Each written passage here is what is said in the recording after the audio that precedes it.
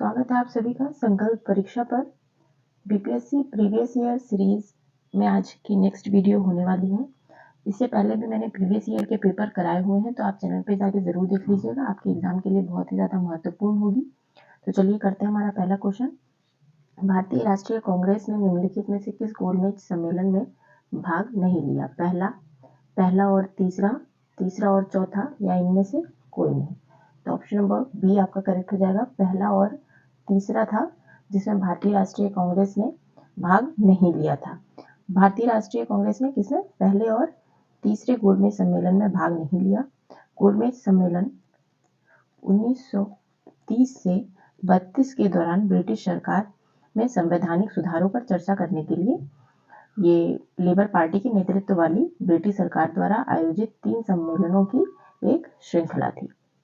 तो पहला गोलमेज सम्मेलन जो था वो हुआ था नवंबर 1930 और जनवरी 1931 के बीच। कहाँ पे? लंदन में। यह पहला गोलमेज सम्मेलन हुआ था। इसमें ब्रिटिश भारत के राजनीतिक नेता थे, देशी रियासतों के प्रतिनिधि थे। भारतीय राष्ट्रीय कांग्रेस ने सम्मेलन में भाग नहीं लेने का इसमें फैसला किया क्योंकि सविनय अवज्ञा आंदोलन में शामिल होने के कारण इंडियन नेशनल कांग्रेस के कई नेताओं को जेल में डाल दिया गया था, इसलिए उन्होंने इसमें भाग नहीं लिया। और तीसरा गोलमेज सम्मेलन हुआ था 17 नवंबर 1932 और 24 दिसंबर 1932 के बीच में हुआ। इस गोलमेज सम्मेलन में भारतीय राष्ट्रीय कांग्रेस को आमंत्रित नहीं किया गया था, और लेकिन इस सम्मेलन में जो है इस सम्मेलन की सिफारिशों को 1933 में एक श्वेत पत्र में प्रकाशित किया गया था। सिफारिशों का विश्लेषण किया गया और फिर 1935 में भारत सरकार अधिनियम को इसके आधार पर पारित किया गया था।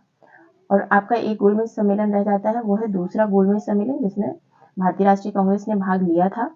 यह हुआ था 7 दिसंबर 1931 से 1 दिसंबर 1931 तक। और इसमें भाग लिया था किसने भाग लिया था? महात्मा गांधी और साथ में रंगा स्वामी और मदन मोहन मालवीय ने। तो आप ये साथ में नोट कर लीजिएगा, भारतीय राष्ट्रीय कांग्रेस की तरफ से इन लोगों ने द्वितीय गोलमेज सम्मेलन में भाग लिया था। और इसे गांधी इरविन पैक्ट, ये बहुत इंपॉर्टेंट है, गांधी इरविन पैक्ट यानी गांधी इरविन समझौता के नाम से जाना जाने लगा। तो ऑप्शन नंबर बी आपका इस क्वेश्चन का करेक्ट आंसर होगा। नेक्स्ट क्वेश्चन है, भारतीय उच्चायोग का पद किस अधिनियम द्वारा बनाया गया था? भारतीय परिषद अधिनियम 1909, भारत सरकार अधिनियम 1919 या भारत सरकार अधिनियम 1935 या इनमें से कोई नहीं? तो ऑप्शन नंबर बी आपका करेक्ट हो जाएगा। भारत सरकार अधिनियम 1919 जो है ये भारतीय उच्च आयोग का पद भारत सरकार अधिनियम 1919 द्वारा बनाया गया था। भारत सरकार अधिनियम 1919 ने भारत के जो है सार्वजनिक सेवा आयोग की स्थापना की। इसमें जो प्रावधान था वो ये था कि 10 वर्षों के बाद सरकार के कामकाज का अध्ययन करने के लिए एक वैधानिक आयोग का गठन किया जाएगा। और इस तरह से 1927 तक का साइमन कमीशन अस्तित्व में आया। 1927 में इसने लंदन में भारत के लिए उच्च आयुक्त का कार्यालय जो है बनाया और द्वैध शासन में उत्तरदायी सरकार की अवधारणा को भी इसी में पेश किया। तो ऑप्शन नंबर बी आपका करेक्ट हो जाएगा, भारत सरकार अधिनियम 1919। और साथ में आप ये भी जान लीजिए कि जो 1909 है, भारत परिषद अधिनियम 1909, इसे आमतौर पर क्या जाना जाता है? मार्ले मिंटो या फिर मिंटो मार्ले सुधार के रूप में जाना जाता है। तो यह हो गया इसके बारे में, भारतीय परिषद अधिनियम 1909 के बारे में। नेक्स्ट क्वेश्चन है, कर्नल वाइली की हत्या के लिए किसे मृत्युदंड दिया गया था? मदन लाल ढींगरा, उधम सिंह, भगत सिंह या इनमें से कोई नहीं? तो ऑप्शन नंबर ए करेक्ट है। कर्नल वाइली की हत्या के लिए मदन लाल ढींगरा को मृत्युदंड की सजा दी गई थी। और यह एक भारतीय क्रांतिकारी और स्वतंत्रता समर्थक कार्यकर्ता थे। 1 जुलाई 1909 की शाम को मदन ढींगरा ने कहाँ पे इंपीरियल इंस्टीट्यूट में जो है इंस्टीट्यूट नेशनल एसोसिएशन द्वारा आयोजित एट होम समारोह में भाग लिया था। समारोह के बाद कर्जन वाइली ने अपनी पत्नी के साथ हॉल छोड़ दिया और ढींगरा ने गोलियां चलाईं और उनकी हत्या कर दी। इसके बाद फिर ढींगरा को गिरफ्तार कर लिया गया। अदालत में सुनवाई के दौरान उन्होंने यह भी दावा किया कि उन्होंने देशभक्ति अधिनियम के रूप में कर्जन वाइली की हत्या की थी, लेकिन बाद में उन्हें 17 अगस्त 1909 को कहाँ पे पेंटोन विले जेल में मृत्युदंड दिया गया। तो ऑप्शन नंबर ए करेक्ट है, मदन लाल ढींगरा। नेक्स्ट क्वेश्चन है, बंगाल विभाजन की घोषणा कब की गई थी? 19 जुलाई 1905, 7 अगस्त 1905 या 15 अगस्त 1905 या 16 अक्टूबर 1905। तो जो बंगाल विभाजन की घोषणा है वो 19 जुलाई 1905 को हुई थी और लॉर्ड कर्जन ने एक प्रशासनिक उपाय के रूप में प्रांत के विभाजन का प्रस्ताव रखा। विभाजन ने बड़े पैमाने पर जो है मुस्लिम पूर्वी क्षेत्रों को हिंदू के पश्चिमी क्षेत्रों से 16 अक्टूबर 1905 को अलग कर दिया। तो जो घोषणा हुई थी वो 19 जुलाई 1905 को हुई थी और विभाजन हुआ 16 अक्टूबर 1905 में। ये दोनों ही डेट आपको याद रखने हैं। नेक्स्ट क्वेश्चन है, इंपीरियल कमीशन कॉर्प्स की स्थापना किसने की? तो यह भी जो स्थापना है वो लॉर्ड कर्जन ने की थी। ऑप्शन नंबर बी आपका करेक्ट हो जाएगा। नेक्स्ट क्वेश्चन है, बिहार प्रांतीय किसान सभा का गठन कब किया गया था? 1929, 1930, 1931 या 1932। तो ऑप्शन नंबर ए आपका करेक्ट है, जो है बिहार प्रांतीय किसान सभा का गठन 1929 में किया गया था। किसने किया था? सहजानंद सरस्वती ने। कब किया था? 1929 में बिहार प्रांतीय किसान सभा का गठन। और इनका उद्देश्य क्या था? तो उनका उद्देश्य था कि जो जमींदारी हमलों के खिलाफ किसान शिकायतों को उठाना और इस तरह से किसानों के आंदोलन को यहाँ से बढ़ावा मिला। और 1922 में मुंगेर में मोहम्मद जुबैर और श्री कृष्ण सिंह द्वारा किसान सभा का एक आयोजन किया गया था। ये भी आपको साथ में याद रखना है। और बिहार किसान सभा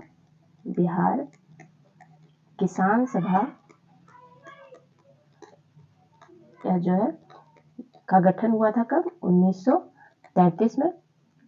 और 1936 में जो है अखिल भारतीय किसान सभा का गठन हुआ था। यह भी इम्पोर्टेंट इंफॉर्मेशन है जो आपको साथ में याद रखना है। आप ये सारी चीजें नोट कर सकते हैं याद करने के लिए, और रिपीट में अगर आप वीडियो देखेंगे तो आपको ये याद हो भी जाएगा। किसान सभा। अगर आपको वीडियो पसंद आ रही है तो वीडियो को लाइक कर दीजिएगा और चैनल से आगे भी क्वेश्चन से जुड़े रहने के लिए सब्सक्राइब करना मत भूलिएगा। चलिए नेक्स्ट क्वेश्चन है हमारा कि गांधी जी के नमक सत्याग्रह का मुख्य लक्ष्य क्या था? नमक कानूनों का निरसन, सरकार की शक्ति में कटौती या भारत के लिए पूर्ण स्वराज या इनमें से कोई नहीं। ऑप्शन नंबर ए आपका करेक्ट है कि नमक सत्याग्रह का जो मुख्य लक्ष्य था वो था कि नमक कानूनों का निरस्त निरसन से मतलब है यहाँ पे आप लिख लीजिए निरस्त, ताकि आपको ज्यादा समझ में आएगा। निरस्त करने से है तो नमक सत्याग्रह जो है वो भारत में ब्रिटिश सरकार द्वारा लाए गए नमक कर के खिलाफ जो है महात्मा गांधी द्वारा शुरू किया गया एक सामूहिक सविनय अवज्ञा आंदोलन था। उन्होंने 12 मार्च, डेट नोट करते चलिए क्योंकि डेट जो है ना वो एग्जाम के लिए बहुत ही इंपॉर्टेंट होता है। 12 मार्च 1930 को साबरमती आश्रम जो कि कहाँ पे है? गुजरात। साबरमती आश्रम गुजरात के एक तटीय गांव दांडी तक समुद्री जल से नमक का उत्पादन करके नमक कानून तोड़ने के लिए लोगों के एक बड़े समूह का नेतृत्व किया। दांडी मार्च और नमक सत्याग्रह जो है उसमें गांधी जी साबरमती आश्रम से कितने 78 सदस्यों के एक गुट के साथ अहमदाबाद उनके मुख्यालय से गुजरात के सभी गांव तक 240 मील की दूरी का प्रदर्शन करना था। दांडी तट पर पहुंचने पर समुद्र तट से नमक इकट्ठा करके नमक कानून का उल्लंघन किया जाना था और जो नमक अवज्ञा का प्रसार है वो रैयतवाड़ी क्षेत्र में राजस्व का भुगतान ना करना और जमींदारी क्षेत्रों में नो चौकीदार टैक्स का अभियान था। मध्य प्रांत में वन कानून का उल्लंघन था। तो ऑप्शन नंबर ए आपका करेक्ट है कि नमक सत्याग्रह का मुख्य लक्ष्य था नमक कानूनों को निरस्त करना। ऑप्शन नंबर ए करेक्ट है। नेक्स्ट क्वेश्चन है, निम्नलिखित में से किस देसी रियासत पर अंग्रेजों ने कब्जा नहीं किया था? सिंध, ग्वालियर, झांसी या सतारा? तो ऑप्शन नंबर बी आपका करेक्ट है। ग्वालियर पे जो रियासत था उस पर अंग्रेजों ने कब्जा नहीं किया था। यह है जो व्यापक सिद्धांत लॉर्ड डलहौजी द्वारा किया गया था। इसके तहत जो राज्य हड़प किए गए थे वो थे सतारा, बाघाट और सिंध, उदयपुर, झांसी, नागपुर और साथ में संबलपुर।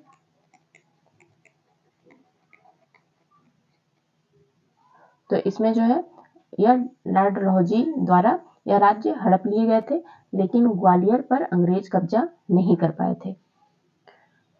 नेक्स्ट क्वेश्चन है, यूरोपीय चित्रों को किसके दरबार में प्रस्तुत किया गया था? हुमायूं, अकबर, जहांगीर या शाहजहां? तो ऑप्शन नंबर बी आपका करेक्ट है।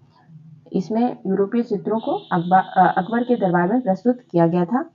जो तीसरे मुगल सम्राट अकबर के दरबार में यह चित्र प्रस्तुत किया गया था। इसे 16वीं शताब्दी में उनके दरबार में आए पुर्तगाली पुजारियों द्वारा पेश किया गया था। यह भी आपको याद रखना है। अकबर कला का एक महान संरक्षक था और विभिन्न संस्कृतियों के बारे में जानने में इनकी रुचि भी थी। वह यूरोपीय चित्रकला से आकर्षित थे और उन्होंने कई कलाकारों को यूरोपीय शैली से पेंटिंग करने के लिए नियुक्त किया हुआ था। तो ऑप्शन नंबर बी आपका करेक्ट हो जाएगा, अकबर। नेक्स्ट क्वेश्चन है, डैश में कागज का इस्तेमाल शुरू हुआ? कब कागज का इस्तेमाल शुरू हुआ था? तो ऑप्शन नंबर ए करेक्ट है। 11वीं शताब्दी में कागज का इस्तेमाल किया जाने लगा। कागज बनाने का आविष्कार किसके द्वारा किया गया था? चीनियों के द्वारा। ये भी आप नोट कर लीजिएगा, चीनियों के द्वारा किया गया था। कागज के आविष्कार काई लून हान राजवंश के शासन के दौरान इंपीरियल अदालत में काम करने वाले एक चीनी अधिकारी से संबंधित है। नाम आप नोट कर लीजिए, काई लून हान राजवंश से संबंधित है। काई लून का कागज शहतूत के गूदे और अन्य पेड़ों के भीतरी छालों के साथ साथ किसके बारीक जाली, पुराने चिथड़े और गांजा अपशिष्टों के उपयोग से बनाया गया था। शुरुआती जो कागज का उपयोग एक लपेटने की सामग्री के रूप में किया जाता था, यह भी आपको याद रखना है। नेक्स्ट क्वेश्चन है, राजस्व सिद्धांत के समान राजाओं के दैवीय अधिकार के सिद्धांत को किस प्रथम मुस्लिम शासक द्वारा प्रतिपादित किया गया? ऐबक, इल्तुतमिश, बलबन या अलाउद्दीन? तो ऑप्शन नंबर सी आपका करेक्ट है, बलबन। राजस्व सिद्धांत के समान राजाओं के दैवीय अधिकार के सिद्धांत को प्रतिपादित करने वाला पहला मुस्लिम शासक बलबन था। बलबन ने जो है 1266 ईस्वी से 1287 ईस्वी तक इन्होंने शासन किया। बलबन स्वयं चालिशा या चहलगनी का सदस्य था लेकिन उसे चहलगनी की शक्ति को नष्ट कर दिया था और ताज की प्रतिष्ठा को फिर से प्राप्त किया था। उसने एक मजबूत सेना बनाई और सैन्य विभाग किसकी? दीवान ए अर्ज की स्थापना की। तो दीवान ए अर्ज की स्थापना किसने की थी? बलबन ने। यह भी आपको याद रखना है। और उसने वित्त विभाग दीवाने वजरात से सैन्य मामलों को अलग करने का आदेश भी दिया था। तो ऑप्शन नंबर सी आपका करेक्ट है। नेक्स्ट क्वेश्चन है, विजयनगर साम्राज्य के अवशेषों को डैश में पाया गया था? आपको बताना है कि विजयनगर साम्राज्य के जो अवशेष है वो कहाँ पाए गए थे? बीजापुर, गोलकोंडा, हम्पी या बड़ौदा? तो ऑप्शन नंबर सी आपका करेक्ट है। विजयनगर साम्राज्य के अवशेषों को हम्पी में पाया गया था। हम्पी एक ऐतिहासिक स्थान और विजयनगर की पहले की राजधानी है। 14वीं शताब्दी के खंडहरों में लगभग 500 स्मारक, नगर योजना, सार्वजनिक स्नानगार और प्रगति की अन्य विशेषताएं उस युग की खासियत है। विजयनगर साम्राज्य कब से कब तक था? तो 1336 से 1580 ईस्वी तक। विजयनगर साम्राज्य की शहर की स्थापना किसने की थी? हरिहर और बुक्का ने। ये भी क्वेश्चन आपका आ सकता है कि विजयनगर साम्राज्य और शहर की स्थापना किसने की थी? हरिहर और बुक्का ने की थी। उन्हें केंद्र में मोहम्मद बिन तुगलक द्वारा लाया गया। इस्लाम में परिवर्तन और विद्रोह को नियंत्रित करने के लिए दक्षिण भेजा गया, लेकिन एक भक्ति संत विद्यारण्य से प्रेरित होकर उन्होंने 1336 ईस्वी में विजयनगर साम्राज्य की स्थापना की। तो ऑप्शन नंबर सी आपका करेक्ट है। नेक्स्ट क्वेश्चन है, दक्षिण भारत के मंदिरों में पाए जाने वाले बड़े प्रवेश द्वार को क्या कहा जाता है? शिखर, गोपुरम, देवालय या मंडप? तो ऑप्शन नंबर बी आपका करेक्ट है। दक्षिण भारत के मंदिरों में पाए जाने वाले बड़े प्रवेश द्वार को गोपुरम कहा जाता है। तो ऑप्शन नंबर बी करेक्ट है। नेक्स्ट क्वेश्चन है, चोल युग डैश के लिए सर्वाधिक प्रसिद्ध था? आपको बताना है चोल युग किस चीज के लिए सर्वाधिक प्रसिद्ध था? ग्रामीण सभाओं, राष्ट्रकूटों के साथ युद्ध, श्रीलंका के साथ व्यापार या इनमें से कोई नहीं? तो ऑप्शन नंबर ए करेक्ट है। ग्रामीण सभाओं के लिए चोल युग प्रसिद्ध था। चोल साम्राज्य जो है यह 850 ईस्वी से लेके कब तक का था? तो 1289 तक का था। और इसकी राजधानी क्या थी? तंजौर थी। चोल वंश के संस्थापक कौन थे? तो ये थे विजयालय जो थे चोल वंश के संस्थापक थे, जो पल्लवों का एक सामंत था। उन्होंने किसकी उपाधि ली? नर केसरी। विजयालय ने नर केसरी की उपाधि ली और इन्होंने 850 ईस्वी में तंजौर पर कब्जा कर लिया। चोलों की प्राचीन राजधानी क्या थी? पल्लेराई। ये प्राचीन राजधानी थी। सबसे महान चोल शासक जो थे वो कौन थे? नोट कर लीजिए आप। सबसे महान जो थे वो थे राजराजा और उनके पुत्र राजेंद्र प्रथम। तो ऑप्शन नंबर ए करेक्ट है। चोल युग जो है वो ग्रामीण सभाओं के लिए बहुत प्रसिद्ध था।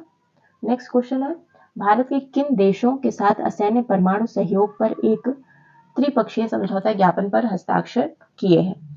संयुक्त राज्य अमेरिका और नेपाल, जापान और म्यांमार, रूस और बांग्लादेश, जर्मनी और श्रीलंका। तो ऑप्शन नंबर सी आपका करेक्ट है, रूस और बांग्लादेश। भारत ने रूस और बांग्लादेश के साथ एक त्रिपक्षीय समझौता ज्ञापन पर हस्ताक्षर किया है। यह पहली बार था जब भारत ने असैनिक परमाणु सहयोग के लिए विदेशी सहयोगियों रूस और बांग्लादेश के साथ त्रिपक्षीय समझौते पर हस्ताक्षर किया। नेक्स्ट क्वेश्चन है, अंतरराष्ट्रीय सौर गठबंधन आईएसए ने हाल ही में एशिया और प्रशांत क्षेत्र में सौर प्रविस्तारण को बढ़ावा देने के लिए किस अंतरराष्ट्रीय संगठन के साथ एक समझौते पर हस्ताक्षर किए हैं? न्यू डेवलपमेंट, अफ्रीकी विकास बैंक, एशियाई विकास बैंक या इनमें से कोई नहीं? तो ऑप्शन नंबर सी आपका करेक्ट है। एशियाई विकास बैंक जो है इस पे हस्ताक्षर किया गया है। तो ऑप्शन नंबर सी आपका करेक्ट है। अंतरराष्ट्रीय सौर गठबंधन आईएसए जो है ने एशिया और प्रशांत क्षेत्र में सौर प्रविस्तारण को बढ़ावा देने के लिए एशियाई विकास बैंक अंतरराष्ट्रीय संगठन के साथ एक समझौता किया है। इस समझौते पर जो है एशिया और प्रशांत क्षेत्र में सौर ऊर्जा के प्रविस्तारण को बढ़ावा देने के लिए हस्ताक्षर किए गए थे और यह सहयोग सौर ऊर्जा उत्पादन, सौर आधारित मिनी ग्रिड और सौर ऊर्जा को ग्रिड में एकीकृत करने के लिए ट्रांसमिशन सिस्टम की कल्पना करता है। तो ऑप्शन नंबर सी करेक्ट है। नेक्स्ट क्वेश्चन है, निम्नलिखित में से किस टीम ने गंगा नदी बेसिन में भूजल परमाणु अनुसंधान पर परियोजना के लिए न्यूटन भाभा फंड जीता है? भारत रूस संयुक्त टीम, भारत यूके संयुक्त टीम, भारत जापान संयुक्त टीम या इनमें से कोई नहीं? तो जिसने जीता है वो है भारत यूके संयुक्त टीम। गंगा नदी बेसिन में भूजल परमाणु अनुसंधान पर परियोजना के लिए न्यूटन भाभा फंड जीता है। इस सहयोग ने व्यापक रूप से क्या है, आर्सेनिक प्रभावित गंगा नदी बेसिन में आने वाली जल की चुनौतियों का समाधान पाया है। नेक्स्ट क्वेश्चन है, सुरक्षित पेयजल पाने वाले जनजातीय बस्तियों की अधिकतम संख्या किस राज्य में है? मध्य प्रदेश, राजस्थान, झारखंड या इनमें से कोई नहीं। तो मध्य प्रदेश जो है, ऑप्शन नंबर ए आपका करेक्ट है। मध्य प्रदेश में देश में सुरक्षित पेयजल के साथ पूरी तरह से आच्छादित जनजातीय बस्तियों की संख्या सबसे अधिक है। पूरी तरह से आच्छादित जनजातीय बस्तियों की संख्या जो है वो 55,770 है। जिसके बाद उड़ीसा, जिसके बाद कौन है? उड़ीसा और झारखंड है, लेकिन फर्स्ट पे कौन है? मध्य प्रदेश। नेक्स्ट क्वेश्चन है, कपास की औसत उपज भारत के किस राज्य में सबसे अधिक है? पश्चिम बंगाल, बिहार, आंध्र प्रदेश या उत्तर प्रदेश? तो इसमें जो है आपका ऑप्शन नंबर सी करेक्ट हो जाएगा, आंध्र प्रदेश करेक्ट आंसर है। कपास की औसत उपज भारत के आंध्र प्रदेश राज्य में सबसे अधिक है।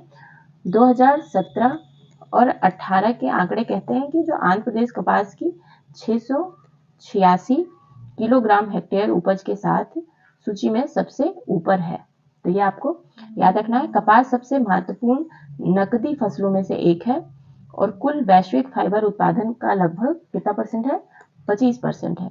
भारतीय कपड़ा उद्योग के कच्चे माल की खपत टोकरी में कपास का अनुपात लगभग 59% है। कपास की खेती के लिए एक नम और आर्द्र जलवायु सबसे अच्छी होती है। तो ऑप्शन नंबर सी करेक्ट है। नेक्स्ट क्वेश्चन है, केंद्र सरकार का सर्वोच्च सिविल सेवा अधिकारी कौन है? भारत का महान्यायवादी या कैबिनेट सचिव, वित्त सचिव या इनमें से कोई नहीं? तो ऑप्शन नंबर आपका बी करेक्ट हो जाएगा। कैबिनेट सचिव जो है ये भारत में सर्वोच्च सिविल सेवा अधिकारी है। एक कैबिनेट सचिव सामान्यतः एक वरिष्ठ अधिकारी होता है। तो भारत का जो महान्यायवादी देश का सबसे बड़ा वकील है। भारत का जो महान्यायवादी होता है वो क्या होता है? भारत का सबसे बड़ा वकील होता है। वह सरकार को पूरी तरह से कानूनी मामलों में मदद करने के लिए जवाबदेह होता है और राष्ट्रपति पेशेवर जनरल एजी की नियुक्ति करता है। ठीक है। और साथ में गृह सचिव और गृह मंत्रालय के निकाय प्रमुख हैं। यह पद भारत सरकार के सचिव बैंक के एक वरिष्ठ आईएएस अधिकारी द्वारा नियंत्रित किया जाता है। लेकिन केंद्र सरकार का जो सर्वोच्च सिविल सेवा अधिकारी है वो कैबिनेट सचिव है। ऑप्शन नंबर बी आपको करेक्ट आंसर टिक करना है। नेक्स्ट क्वेश्चन है कि सर्वोच्च न्यायालय के न्यायाधीशों की सेवानिवृत्ति यानी कि रिटायरमेंट की आयु क्या है? 60 वर्ष, 62 वर्ष, 65 वर्ष या 70 वर्ष? तो ऑप्शन नंबर सी आपका करेक्ट है, 65 वर्ष है। सर्वोच्च न्यायालय के न्यायाधीशों की सेवानिवृत्ति की आयु जो है कितनी है? 65 वर्ष है। नेक्स्ट क्वेश्चन है, संसद सदस्य के लिए न्यूनतम आयु क्या है? मोस्ट इंपॉर्टेंट क्वेश्चन है आपके एग्जाम के लिए। 18, 21, 25 या 30? तो ऑप्शन नंबर सी करेक्ट है, 25 वर्ष है। नेक्स्ट क्वेश्चन है, भारत के प्रधानमंत्री किसके प्रति उत्तरदायी है? मंत्रिमंडल, राष्ट्रपति, लोकसभा या राज्यसभा? तो ऑप्शन नंबर सी आपका करेक्ट है, लोकसभा। अपने कार्यों के अभ्यास में राष्ट्रपति की सहायता और सलाह के लिए प्रधानमंत्री की अध्यक्षता में मंत्रिपरिषद होती है और प्रधानमंत्री की नियुक्ति किसके द्वारा की जाती है? राष्ट्रपति के द्वारा की जाती है। संयुक्त राष्ट्र की एजेंसी इसके अलावा प्रधानमंत्री की सिफारिश पर विभिन्न मंत्रियों की नियुक्ति करती है। परिषद को लोकसभा के प्रति जवाबदेह बनाया जाता है और यह प्रधानमंत्री का कर्तव्य है कि वह राष्ट्रपति को मंत्रिपरिषद के सभी विकल्पों पर संघ के मामलों में प्रशासन के बारे में बताए और उनके बारे में कानून और ज्ञान के प्रस्ताव को आगे रखे। तो इससे क्या पता चलता है आपको कि प्रधानमंत्री जो है वो किसके प्रति उत्तरदायी है? तो वे लोकसभा के प्रति उत्तरदायी है। अगर आपको वीडियो पसंद आ रही है तो वीडियो को लाइक जरूर कर लीजिएगा। नेक्स्ट क्वेश्चन है, राज्यसभा के पदेन अध्यक्ष कौन होते हैं? राष्ट्रपति, उपराष्ट्रपति, प्रधानमंत्री या इनमें से कोई नहीं? तो जो भारत का उपराष्ट्रपति होता है वो राज्यसभा के पदेन सभापति होते हैं और सदन संयुक्त रूप से अपने सदस्यों में से एक उपसभापति का चुनाव करता है। ऑप्शन नंबर बी करेक्ट है। नेक्स्ट क्वेश्चन है कि धन विधेयक प्रस्तुत किया जाता है केवल लोकसभा में, केवल राज्यसभा में या दोनों सदनों में या इनमें से कोई नहीं? तो ऑप्शन नंबर ए आपका करेक्ट है, धन विधेयक जो है वो केवल लोकसभा में प्रस्तुत किया जाता है। तो ऑप्शन नंबर ए आपका करेक्ट है। ये रही आज की बीपीएससी प्रीवियस ईयर क्वेश्चंस के वीडियो जो मैंने आपको डिटेल में कराया है। तो सिर्फ ये 25 क्वेश्चन नहीं होते हैं, इसमें जो ऑप्शन होते हैं वो भी मैं आपको बता देती हूँ उसके बारे में भी। तो इस तरीके से ये वीडियो बड़ी हो जाती है और आपको बहुत सारी नॉलेज मिलती है। अगर आप आगे भी इसी प्रकार की नॉलेज अपने एग्जाम के लिए चाहते हैं और आप प्रीवियस ईयर करना चाहते हैं तो आप चैनल को सब्सक्राइब कर लीजिएगा, जिससे मेरी नेक्स्ट वीडियो आप तक पहुंच जाए और आप अपनी परीक्षा के लिए और भी बेहतर कर सकें। तो वीडियो को लाइक करिएगा, चैनल को सब्सक्राइब करिएगा और एक कमेंट बॉक्स में ज़रूर करिएगा कि आपको ये वीडियो आज की कैसी लगी। धन्यवाद।